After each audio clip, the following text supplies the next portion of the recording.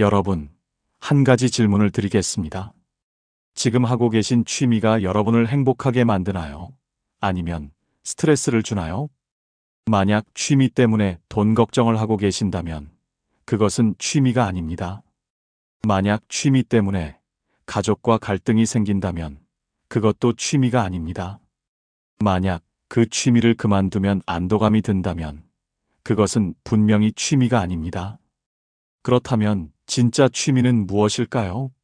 지금 이 순간에도 수많은 분들이 집에서 사용하지 않는 고가 운동기구를 바라보며 한숨을 쉬고 계실 겁니다. 100만 원 넘는 러닝머신, 수십만 원짜리 헬스 기구들이 빨래거리로 전락한 모습을 보며 말이죠.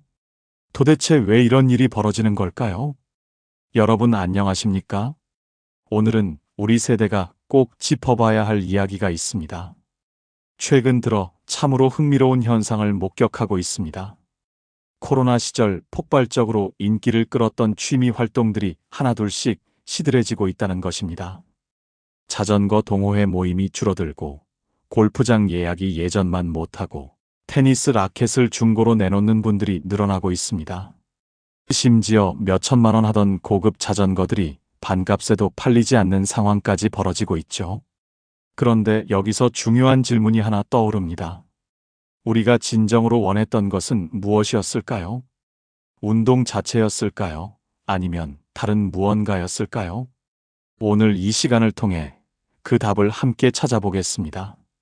진정한 취미와 허상의 취미를 구분하는 방법, 그리고 나이가 들어서도 지속 가능하고 의미 있는 취미를 찾는 지혜를 나누어 보겠습니다. 시작하기 전에 오늘의 이야기가 도움이 되신다면 구독 버튼과 좋아요로 마음을 전해주세요. 여러분의 작은 관심이 더 좋은 콘텐츠를 만들어가는 힘이 됩니다. 먼저 우리 인간의 본성에 대해 잠시 이야기해 보겠습니다. 동물의 세계를 보면 참으로 흥미로운 모습들을 발견할 수 있습니다.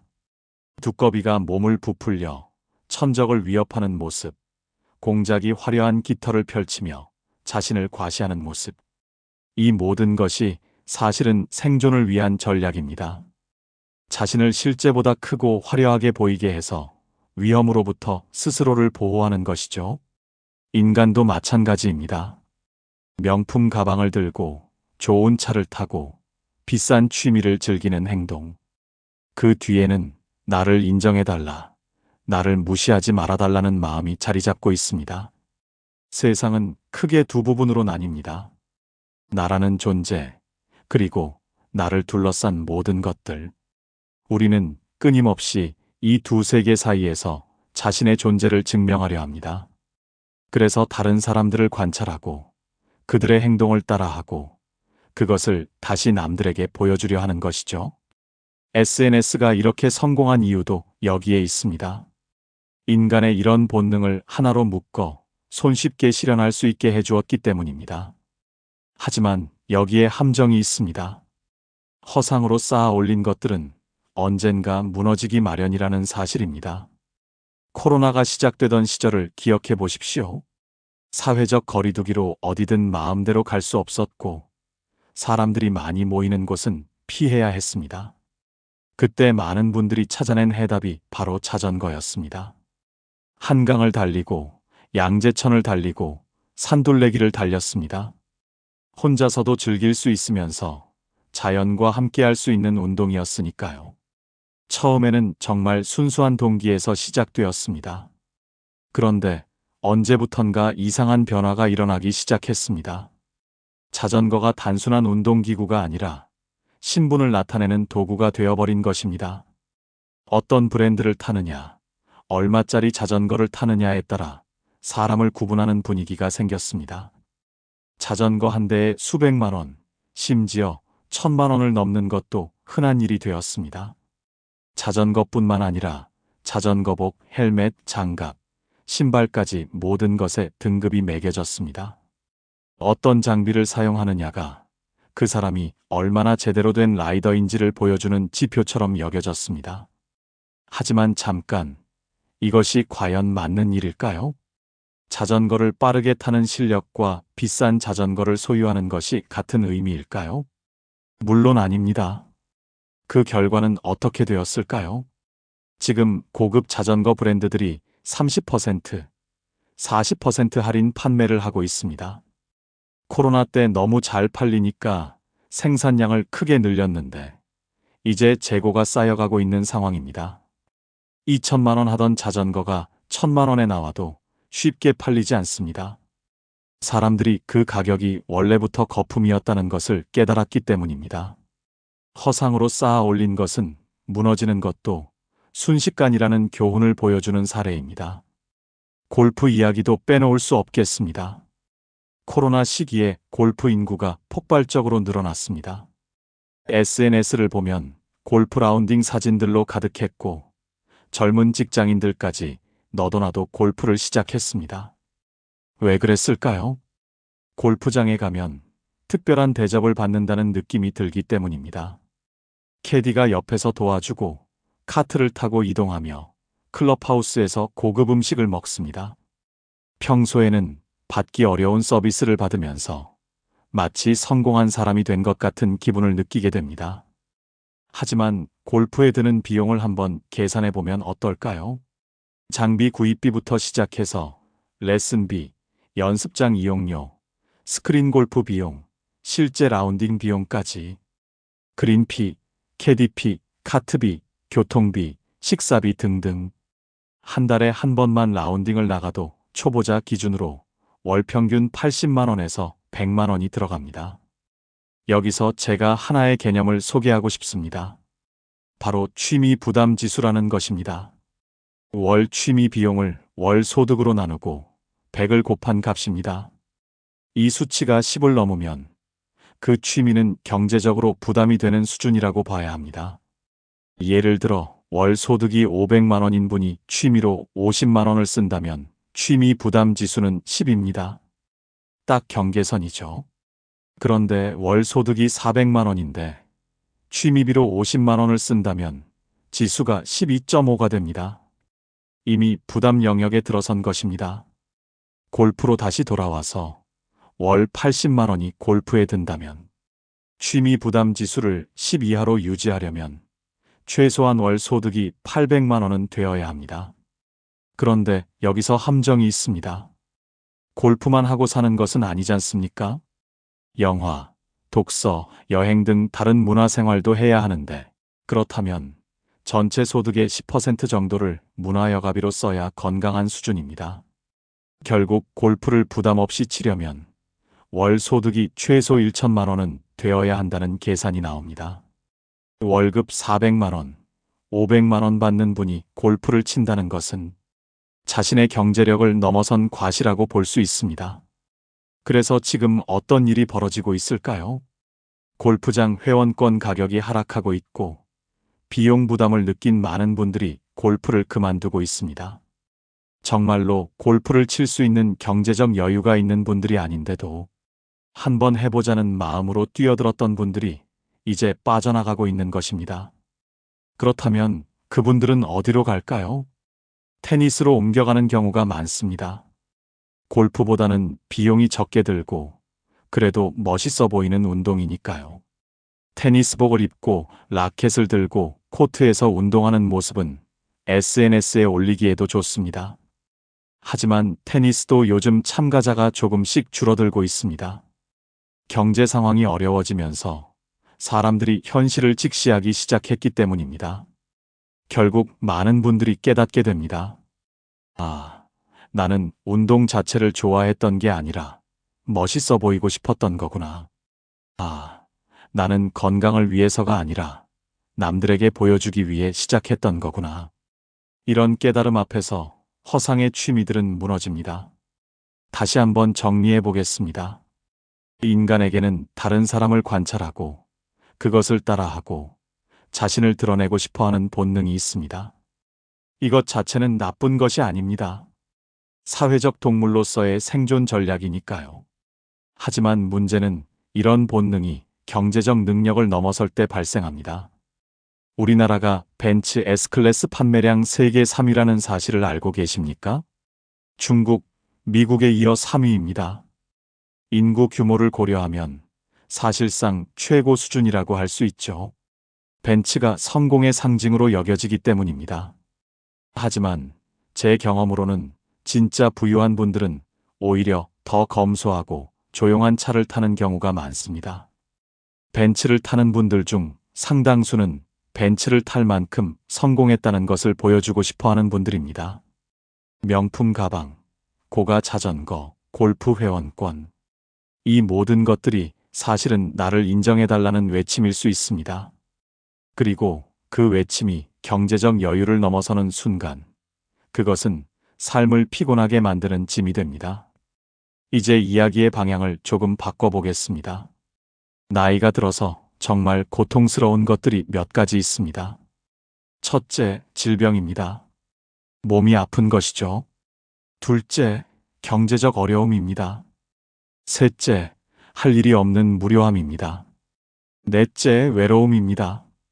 여러 가지 표현이 있지만 결국 핵심은 비슷합니다. 나이가 들어서 가장 견디기 힘든 것 중 하나는 바로 할 일이 없다는 것입니다. 한번 계산해 보십시오. 하루는 24시간입니다. 잠자는 시간 8시간을 빼면 16시간이 남습니다. 식사하고 씻고 하는 기본적인 시간 4시간을 빼면 12시간이 남습니다. 이 12시간을 어떻게 보내시겠습니까? 직장에 다닐 때는 고민할 필요가 없었습니다. 출근해서 퇴근할 때까지 시간은 저절로 흘러갔습니다. 힘들기는 했지만 무료하지는 않았습니다. 그런데 은퇴하고 나면 이 12시간이 공포로 다가옵니다. 제가 아는 한 분의 이야기를 들려드리겠습니다. 저희 동네 뒤편에 작은 산이 하나 있습니다.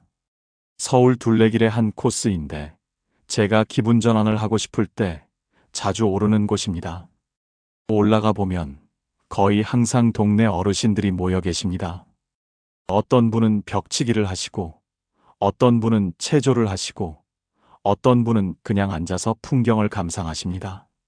하루는 가을비가 부슬부슬 내리는 날이었습니다. 그날도 산에 올라갔더니 한 어르신이 불편한 몸을 이끌고 천천히 올라오고 계셨습니다. 70대 후반쯤 되어 보이는데 중풍을 앓으신 것 같았습니다. 정상적인 걸음이 아니라 매우 어려운 걸음으로 한 걸음 한 걸음 올라오셨습니다. 그러자 옆에 있던 다른 어르신이 말씀하셨습니다. 아이고, 지금 비도 오는데 넘어지시면 큰일인데 어떻게 오셨어요? 집에 계시지. 그랬더니 그 어르신이 이렇게 대답하셨습니다. 여기 왔다 가지 않으면 하루를 보내기가 힘들어서.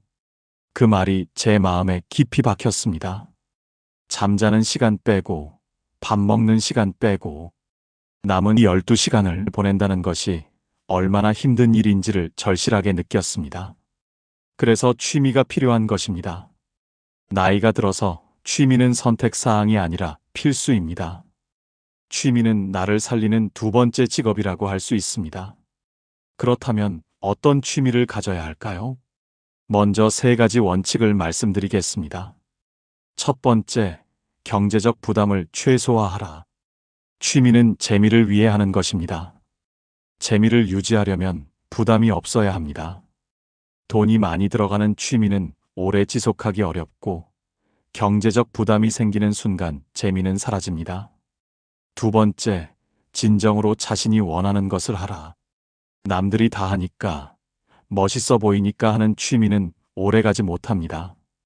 정말 자신이 하고 싶었던 것, 어릴 때부터 해보고 싶었던 것을 찾아야 합니다. 어린 시절을 떠올려 보십시오.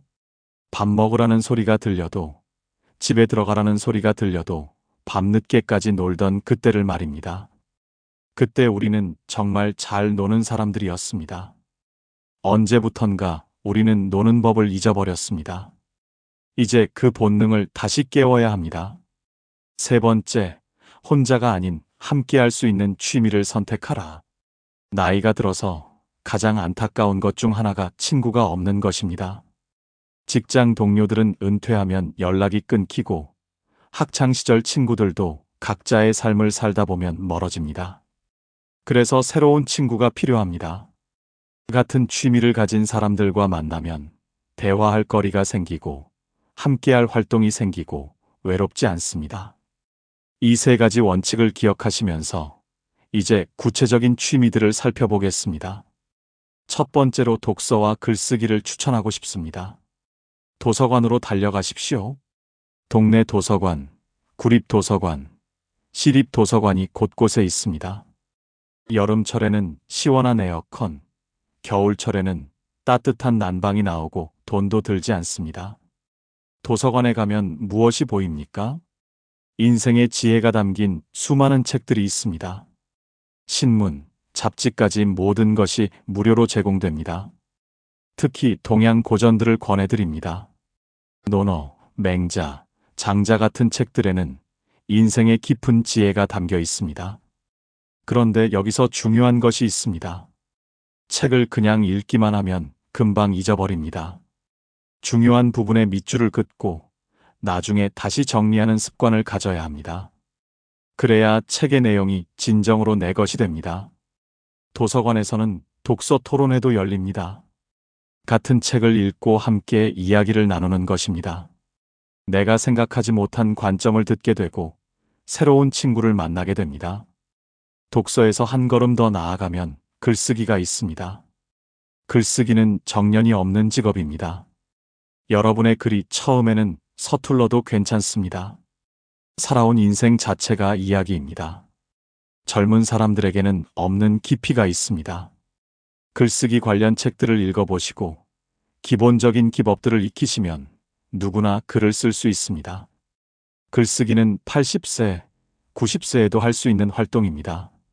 내 생각을 정리하고 내 경험을 기록하고 그것을 누군가와 나누는 것. 그것이 바로 글쓰기의 매력입니다. 두 번째로 걷기와 등산을 추천합니다. 지금 우리나라 러닝 인구가 상당히 늘어났습니다. 스포츠 업계에서는 500만 명에서 600만 명 수준으로 추산하고 있습니다. 강변이나 공원을 나가보면 정말 많은 분들이 뛰고 계십니다. 하지만 나이가 들면 뛰기가 부담스러울 수 있습니다. 무릎에 무리가 갈 수 있거든요. 그래서 걷기를 권합니다. 걷기는 가장 완전한 운동입니다. 돈도 들지 않고 특별한 장비도 필요 없고 언제 어디서나 할 수 있습니다. 서울 둘레길, 북한산 둘레길 등 걸을 곳도 많습니다. 혼자 걸으면 위험할 수 있으니 걷기 동호회에 가입하시기 바랍니다. 함께 걸으면 안전하고 재미있습니다. 등산도 마찬가지입니다. 등산을 하면 병원 가는 횟수가 줄어듭니다. 물론 등산에도 비용이 듭니다. 등산복, 등산화, 배낭 등 장비비와 산행 비용이 한 달에 15만 원에서 20만 원 정도 들 수 있습니다. 하지만 이 돈을 어떻게 봐야 할까요? 바로 건강저축입니다. 나이가 들었을 때 가장 큰 지출이 바로 의료비입니다. 건강하게 오래 사는 것이 진정한 축복입니다. 등산으로 건강을 미리 저축하는 것입니다. 나이가 들어서 가장 무서운 질환이 심혈관 질환입니다. 치매, 뇌졸중 모두 혈관 질환에서 비롯됩니다. 이를 예방하는 가장 좋은 방법이 바로 걷기와 등산입니다. 세 번째로 컴퓨터와 인터넷 활용을 추천합니다. 사실 우리 세대는 컴퓨터를 제대로 배운 적이 없습니다. 직장에서 필요한 것만 대충 익혔지 체계적으로 공부한 적이 없습니다. 문화센터, 복지관 또는 온라인에서 컴퓨터를 가르쳐 줍니다. 국민 내일 배움 카드를 발급받으면 무료이거나 자부담 20%에서 30%만 내고 배울 수 있습니다. 인터넷 검색, 각종 웹사이트 사용법만 익혀도 세상이 달라집니다. 컴퓨터를 제대로 익히면 독서와 글쓰기가 함께 연결됩니다. 인터넷 바둑도 둘 수 있습니다. 아침에 2게임, 오후에 2게임 두면 하루가 금방 갑니다. 돈 들 곳도 없습니다. 컴퓨터를 익히면 블로그, 인스타그램 같은 소셜미디어도 할 수 있습니다. 자신의 일상을 기록하고 다른 사람들과 소통할 수 있는 창구가 됩니다. 네 번째로 디지털 생활 기술을 익히는 것을 추천합니다. 요즘 세상은 모든 것이 디지털로 바뀌고 있습니다. 은행 업무, 쇼핑, 정보 검색까지 모든 것이 온라인으로 이루어집니다. 이런 변화에 적응하지 못하면 일상생활이 불편해집니다. 스마트폰 활용법부터 차근차근 배워보십시오. 카카오톡, 문자 보내기, 전화 걸기 같은 기본 기능부터 시작해서 인터넷 검색, 지도 보기, 날씨 확인하기까지 익히면 생활이 훨씬 편해집니다. 온라인 쇼핑도 안전하게 하는 방법을 배우면 좋습니다. 집에서 편안하게 필요한 물건을 주문할 수 있고 무거운 것들을 직접 들고 다닐 필요도 없습니다. 다만 사기를 당하지 않도록 안전한 쇼핑몰을 이용하는 방법을 반드시 배우셔야 합니다. 인터넷 뱅킹도 익혀두시면 은행에 직접 가지 않아도 됩니다. 계좌 조회, 이체, 공과금 납부까지 집에서 할 수 있습니다. 처음에는 어렵게 느껴지지만 한번 익히면 정말 편리합니다. 5번째로 음악과 예술 활동을 추천합니다. 노래 부르기, 악기 배우기가 좋습니다. 기타, 하모니카 같은 악기는 큰 비용이 들지 않습니다. 사진 촬영도 좋은 취미입니다. 스마트폰만으로도 충분히 좋은 사진을 찍을 수 있습니다. 영화 감상도 좋습니다. 집에서 온라인으로 보면 돈도 거의 들지 않습니다. 고궁 탐방도 추천합니다. 만 65세가 넘으면 고궁 입장료가 무료입니다. 박물관도 마찬가지입니다. 요리 배우기도 좋은 취미입니다. 나이가 들어서 요리를 배우면 부부 사이도 좋아집니다. 문화센터나 복지관에서 무료로 가르쳐주는 곳도 많습니다. 6번째로 어학 공부를 추천합니다. 영어든 중국어든 새로운 언어를 배우는 것은 뇌 건강에 매우 좋습니다. 단어를 외우는 것만으로도 치매 예방 효과가 있습니다. 어학 동호회에 참여하면 새로운 친구들을 만날 수도 있습니다. 여유가 되시면 해외 자유여행도 해보십시오. 패키지 여행보다는 동호회에서 함께 가는 여행이 더 자유롭고 경비도 절약됩니다. 7번째로 전원생활이나 농업체험을 추천합니다. 농촌 지역의 빈집을 활용하는 프로그램들이 많이 있습니다. 지방자치단체에서 집 수리 비용도 지원하고 각종 혜택도 제공합니다. 작은 텃밭을 가꾸는 것도 좋은 취미가 됩니다. 직접 기른 채소를 수확하는 기쁨은 말로 표현하기 어려울 정도입니다. 여기서 중요한 것은 이런 모든 취미들이 혼자 하는 것이 아니라 다른 사람들과 함께 할 수 있다는 점입니다. 복지관을 찾아가 보십시오. 복지관에는 수십 개의 다양한 프로그램이 있고 몇만 원의 저렴한 비용으로 참여할 수 있습니다. 이제 정리해 보겠습니다. 오늘 우리는 2가지 다른 세계를 살펴봤습니다. 하나는 허상에 기반한 취미의 세계입니다. 비싼 자전거, 고급 골프장, 명품 테니스 라켓 등 남들에게 보여주기 위한, 나를 증명하기 위한 취미들입니다. 다른 하나는 진정한 취미의 세계입니다. 도서관, 둘레길, 온라인 활동, 동호회 등 나를 살리고 친구를 만들고 새로운 가능성까지 만들어내는 취미들입니다. 오늘부터 시작해 보십시오. 첫 번째, 취미 부담 지수를 계산해 보십시오. 월 취미 비용을 월 소득으로 나누고 100을 곱해 보십시오. 10이 넘으면 조정이 필요합니다. 두 번째, 내가 진정으로 좋아하는 것이 무엇인지 생각해 보십시오. 어린 시절 무엇을 하며 놀았습니까? 세 번째, 돈이 많이 들지 않는 취미 하나를 선택해 보십시오. 도서관 가기, 걷기, 컴퓨터 배우기 중에서 하나라도 좋습니다.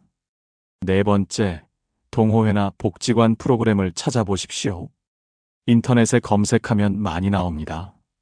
5번째, 석 달만 해보십시오. 석 달이면 습관이 됩니다. 습관이 되면 인생이 바뀝니다. 비 오는 날에도 산에 올라가신 그 어르신을 기억하십니까? 여기 왔다 가지 않으면 하루를 보내기가 힘들어. 그분에게 산은 단순한 운동 장소가 아니었습니다. 하루를 의미 있게 만들어주는 소중한 공간이었습니다. 여러분도 그런 곳을 찾으시기 바랍니다. 비가 와도 가고 싶은 곳, 눈이 와도 만나고 싶은 사람들, 몸이 힘들어도 하고 싶은 일. 그것이 바로 취미의 진정한 의미입니다. 인생의 후반부는 전반부와는 다른 매력이 있습니다. 성과를 내야 한다는 압박에서 벗어나 진정으로 자신이 원하는 것을 할 수 있는 시간입니다. 이 소중한 시간을 허상이 아닌 진실로 채워나가시기 바랍니다. 여러분의 취미는 무엇입니까? 취미 부담 지수는 얼마나 나오셨습니까? 댓글로 나눠주시면 함께 이야기해 보겠습니다. 그리고 오늘 이야기가 도움이 되셨다면 주변의 비슷한 연배분들께도 공유해 주십시오. 우리 모두가 허상을 버리고 진정한 행복을 찾아가는 여정을 함께 걸어갑시다. 구독 버튼과 좋아요 버튼도 잊지 마시고 알림 설정까지 해주시면 빛나는 인생의 지혜 채널에서 전하는 더 많은 이야기들을 놓치지 않으실 수 있습니다. 여러분 모두의 인생 후반부가 진정으로 빛나는 시간이 되기를 마음 깊이 바라겠습니다. 감사합니다.